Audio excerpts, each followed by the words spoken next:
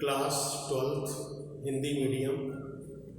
आज आपकी online class subject physics में 5वां अध्याय 5th चैप्टर चालू हुआ है। अध्याय 5, ठीक है। 4th चैप्टर तक आप नोट्स तैयार करेंगे।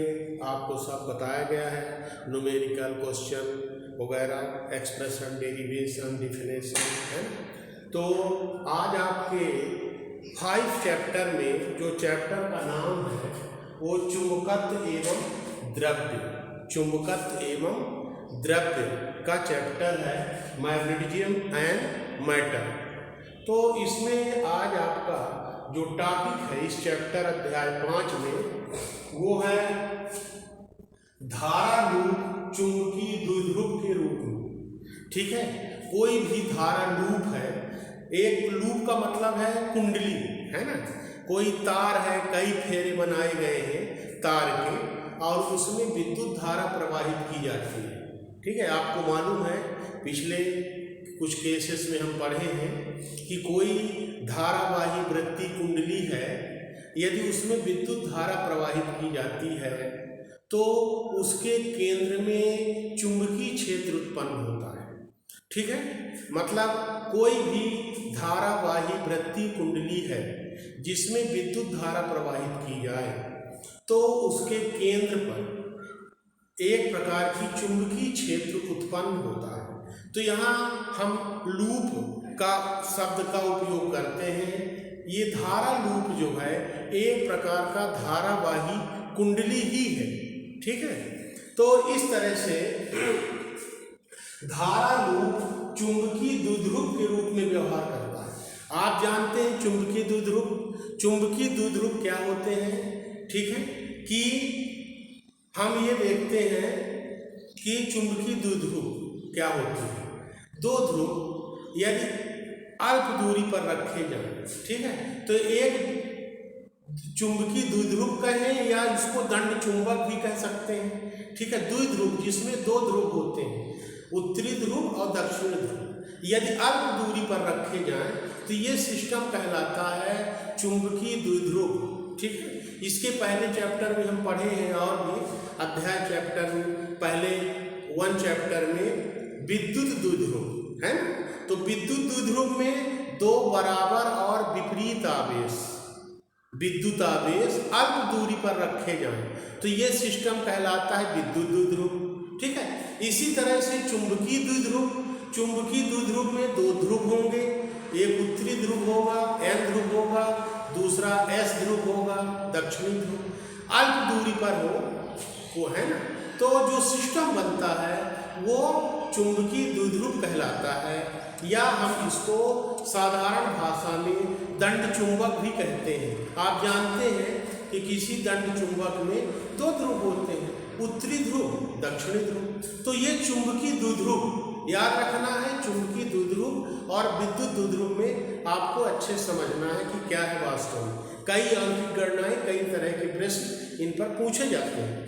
तो हमें देखना है कि ये जो धारा लूप है, मतलब एक ऐसा कुंडली, एक ऐसा तार की लूप बनाई गई है जिसमें विद्युत धारा प्रवाहित हो रही है। तो वो विद्युत जो धारा लूप है वो एक प्रकार का चुंबकीय द्विध्रुव की तरह व्यवहार करती है, चुंबकीय द्विध्रुव, है ना, की भांति व्यवहार करती है। तो हमें ये देखना है कि किस तरह से व्यवहार करती है, आपको ध्यान देना है। तो एक धारा लूप का व्यवहार ठीक चुंबकीय द्विध्रुव के समान होता है, ठीक है। कोई भी धारा लूप है, एक कुंडली है, तार के कई फेरे मिला के टर्न करके एक लूप बना लिया गया है जिसमें विद्युत धारा प्रवाहित हो रही है, तो धारा लूप कहलाता है। तो एक धारा लूप का व्यवहार ठीक चुंबकीय द्विध्रुव के समान होता है। लूप के जिस सिरे से देखने पर धारा का प्रवाह, अब आप देखेंगे कि ये लूप यदि चुंबकीय द्विध्रुव की तरह व्यवहार करेगा तो इस धारा लूप में दो ध्रुव भी होंगे, एक उत्तरी ध्रुव होगी और दूसरी दक्षिणी ध्रुव होगी, क्योंकि चुंबकीय द्विध्रुव है, ठीक है। तो हम कैसे ज्ञात करेंगे किस सिरे को हम उत्तरी ध्रुव मानेंगे और धारा लूप के किस सिरे को हम दक्षिणी ध्रुव मानेंगे। इसके लिए आपको ध्यान देने की जरूरत है कि लूप के जिस सिरे से देखने पर धारा का प्रवाह लूप में वामावर्त होता है, मतलब एंटी क्लॉकवाइज, ठीक है, घड़ी की सुई के विपरीत दिशा में, ठीक है। यदि धारा का प्रवाह लूप के किसी बिंदु पर हो रहा है, ठीक है, तो लूप का वह सिरा उत्तरी ध्रुव एन नॉर्थ पोल की भांति व्यवहार करता है तथा लूप के जिस सिरे से देखने पर धारा का प्रवाह लूप में दक्षिणावर्त होती है।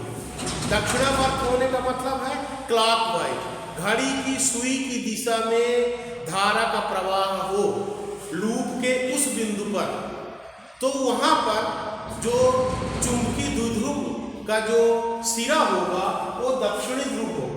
तो देखने पर धारा का प्रवाह लूप में दक्षिणावर्त क्लॉकवाइज होता है, तो लूप का वह सिरा दक्षिणी ध्रुव एस साउथ की भांति व्यवहार करता है। लूप के सिरों पर ध्रुवता निम्न चित्र की सहायता से याद रखा जा सकता है। यहाँ हम एक चित्र बना रहे हैं, ये चित्र बना हुआ है, यहाँ N लिखा है, S लिखा है। तो आप ये दोनों चित्र की सहायता से किसी धारावाही लूप के सिरों पर जो ध्रुवता बनता है, यन ध्रुव बनेगा, नॉर्थ पोल बनेगा कि एस पोल बनेगा, मतलब साउथ पोल बनेगा, उस कौन सा पोल बनेगा धारा लूप के उस बिंदु पर, तो हमको ध्यान देना पड़ेगा कि लूप के उस बिंदु पर धारा की दिशा क्या है। यदि धारा की दिशा उस बिंदु पर वामावर्त है, ठीक है, तो धारा लूप का वह सिरा उत्तरी ध्रुव की तरह व्यवहार करेगा, और यदि लूप के उस बिंदु पर धारा की दिशा दक्षिणावर्त है, क्लॉकवाइज डायरेक्शन में, घड़ी की सुई की दिशा में है, तो लूप का वह सिरा दक्षिणी ध्रुव की तरह व्यवहार करेगा।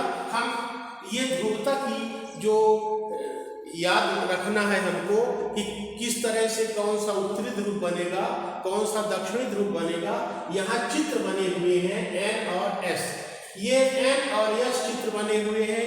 यदि आप इस चित्र को याद रखेंगे तो धारा लूप के किसी बिंदु पर ध्रुवता की पहचान, उत्तरी ध्रुव और दक्षिणी ध्रुव की पहचान बहुत आसानी से कर सकते हैं। तो यहाँ पर हम देख रहे हैं N बना है, हम देख रहे हैं कि धारा की दिशा इसमें इस तरह से है, ठीक है। ये धारा की दिशा किस तरह से है, ये मतलब धारा की दिशा वामावर्त दिशा में है, घड़ी की सुई के विपरीत दिशा में है, एंटी क्लॉकवाइज है। तो लूप का वह सिरा जो होगा वो उत्तरी ध्रुव की तरह व्यवहार करेगा। यदि लूप के उस सिरे पर धारा की दिशा वामावर्त है, तो वह सिरा, लूप का वह सिरा उत्तरी ध्रुव की तरह व्यवहार करेगा, वामावर्त। और यदि दक्षिणावर्त, लूप के उस सिरे में धारा की दिशा दक्षिणावर्त है, हम देख रहे हैं दक्षिणावर्त दिशा में ये धारा की दिशा है, इसमें एरो साइन से दिखने में दिख रहा है कि धारा की दिशा दक्षिणावर्त दिशा में, इस दिशा में, क्लॉकवाइज डायरेक्शन में, घड़ी की सुई की दिशा में धारा की दिशा है, तो धारा लूप का वह सिरा दक्षिणी ध्रुव होगा, ठीक है। इसके बाद हम देखते हैं, हम चुंबकीय आघूर्ण, जैसे किसी चुंबक का चुंबकीय आघूर्ण होता है, ठीक है। सामान्यतः किसी चुंबक का चुंबकीय आघूर्ण capital M equal to small m into 2L। यदि 2L उस चुंबक की लंबाई है, M ध्रुव प्रबलता है, और ठीक है, स्मॉल m ध्रुव प्रबलता है, और 2L उस चुंबक की लंबाई है जिसे हम प्रभावकारी लंबाई कहते हैं, और चुंबकीय आघूर्ण कैपिटल M है, तो कैपिटल M इक्वल टू ध्रुव प्रबल गुणे चुंबक की प्रभावकारी लंबाई, तो capital M equal to small m into 2L, और स्मॉल m ध्रुव प्रबलता है, ध्रुव प्राबल पोल स्ट्रेंथ। तो इस तरह से धारा लूप का चुंबकीय आघूर्ण हमको ज्ञात करना है। तो वैज्ञानिक एम्पियर ने किसी धारा लूप का जो द्विध्रुव आघूर्ण है, ठीक है, लूप में प्रवाहित धारा तथा उसके प्रभावी क्षेत्रफल के गुणनफल के बराबर होता है। एम्पियर का नियम है कि धारावाही लूप का द्विध्रुव आघूर्ण लूप में प्रवाहित धारा तथा उसके प्रभावी क्षेत्रफल के गुणनफल के बराबर होता है। अर्थात द्विध्रुव आघूर्ण को यदि हम कैपिटल एम से लिखते हैं तो कैपिटल एम इक्वल टू धारा आई गुणे प्रभावी क्षेत्रफल एन ए। यहाँ ए तो क्षेत्रफल हुआ, एरिया, लेकिन जो एन है वो धारा लूप में फेरों की संख्या है। तो M equal to I into N A, जहाँ M equal to N I A और जहाँ एन हमको बताना है लूप में फेरों की संख्या है। तो इस तरह से यदि लूप की त्रिज्या, धारा लूप की त्रिज्या स्मॉल आर, तो यहाँ पर जो कैपिटल ए का मान होगा वो वृत्त का क्षेत्रफल होगा, वो पाई आर स्क्वायर। तो a equal to pi are square यदि हम यहाँ पर रखें तो ये चुंबकीय जो द्विध्रुव आघूर्ण है वो मिलेगा n equal to N I pi are square, क्योंकि ए की वैल्यू पुट कर दिया गया पाई आर स्क्वायर, तो मिला n equal to pi are square n I. यह धारा लूप का द्विध्रुव आघूर्ण, ठीक है, जिसके लिए व्यंजक है। तो आपको यहाँ तक कंप्लीट करना है, ये टॉपिक आपका कंप्लीट होता है, ठीक है। इसके बाद इस चैप्टर में जो नेक्स्ट टॉपिक है वो है परिभ्रमण करते इलेक्ट्रॉन का चुंबकीय द्विध्रुव आघूर्ण। अभी हम पढ़े कि किसी धारा लूप का चुंबकीय द्विध्रुव आघूर्ण क्या होगा, ठीक है। अब हमको पढ़ना है धारा लूप में विद्युत धारा प्रवाहित हो रही है तो हमको उसका चुंबकीय आघूर्ण ज्ञात करना था। हमने चुंबकीय आघूर्ण की गणना कर लिया। अब हम चुंबकीय आघूर्ण, चुंबकीय द्विध्रुव आघूर्ण की ही गणना करेंगे, लेकिन केसेस अलग है। तो नेक्स्ट जो पॉइंट है, टॉपिक है, वो परिभ्रमण करते इलेक्ट्रॉन का चुंबकीय द्विध्रुव आघूर्ण। आप जानते हैं कि परमाणु, किसी परमाणु के नाभिक में प्रोटॉन होता है, न्यूट्रॉन होता है, प्रोटॉन में धनावेश होता है, ठीक है, और इलेक्ट्रॉन, किसी परमाणु में इलेक्ट्रॉन विभिन्न कक्षाओं में नाभिक के चारों ओर चक्कर लगाते हैं, ठीक है।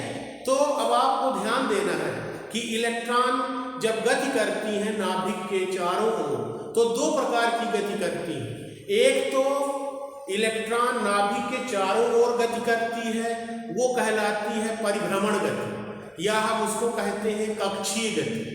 और दूसरी गति होती है इलेक्ट्रॉन स्वयं अपने अक्ष पर भी चक्रण करती रहती है, गति करती रहती है, और इसको कहा जाता है चक्रण गति। तो दो तरह की, किसी परमाणु में नाभिक के चारों ओर चक्कर लगाते हुए इलेक्ट्रॉन में दो प्रकार की गति होती है।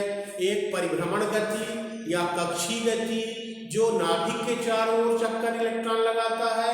दूसरा, इलेक्ट्रॉन अपनी धुरी पर, अपनी एक्सिस पर भी स्वयं इलेक्ट्रॉन चक्कर लगाती है, तो उसको कहा जाता है चक्रण गति। तो परिभ्रमण करते इलेक्ट्रॉन का चुंबकीय द्विध्रुव आघूर्ण, नाभिक के चारों ओर विभिन्न कक्षाओं में इलेक्ट्रॉन परिभ्रमण करते हैं, इसे इलेक्ट्रॉन की कक्षीय गति कहते हैं। इस गति के साथ साथ इलेक्ट्रॉन अपनी धुरी पर भी घूमता है, इसे इलेक्ट्रॉन की चक्रण गति कहते हैं। जैसे पृथ्वी की गति सूर्य के चारों ओर, सूर्य के चारों ओर पृथ्वी की गति, पृथ्वी भी दो तरह की गति करती है। एक तो सूर्य के चारों ओर चक्कर लगाती है, वो कक्षीय गति हुई, और पृथ्वी स्वयं अपने अक्ष पर, अपनी धुरी पर पूरा चक्कर लगाती है, चक्रण गति करती है, ठीक है, जिसको चक्रण गति कहते हैं। तो इस तरह से हम ये देख रहे हैं कि मान लीजिए कि कोई ये नाभिक है जिसमें नाभिक में प्रोटॉन है, धनावेश है, और कोई एक कक्षा है जिसमें कोई इलेक्ट्रॉन चक्कर लगा रही है। तो ये जो नाभिक के, इस नाभिक के चारों ओर जो इलेक्ट्रॉन इस पथ पर चक्कर लगाती है, हम उसको कहते हैं कक्षीय गति। और इलेक्ट्रॉन स्वयं अपने धुरी पर भी घूमती है, मतलब इलेक्ट्रॉन जो घूमती है इस नाभिक के चारों ओर, वो इस तरह से घूमती हुई और इस तरह से घूमती हुई, इस तरह की नाभिक के चारों ओर चक्कर लगाती है, मतलब इसके भी चारों ओर चक्कर लगा रही है और स्वयं अपने धुरी पर भी घूमती है, अपने अक्ष पर भी घूमती है, तो इसको कहा जाता है चक्रण गति। ठीक है, तो परिक्रमण अथवा चक्रण करता हुआ इलेक्ट्रॉन एक धारा लूप की भांति व्यवहार करता है।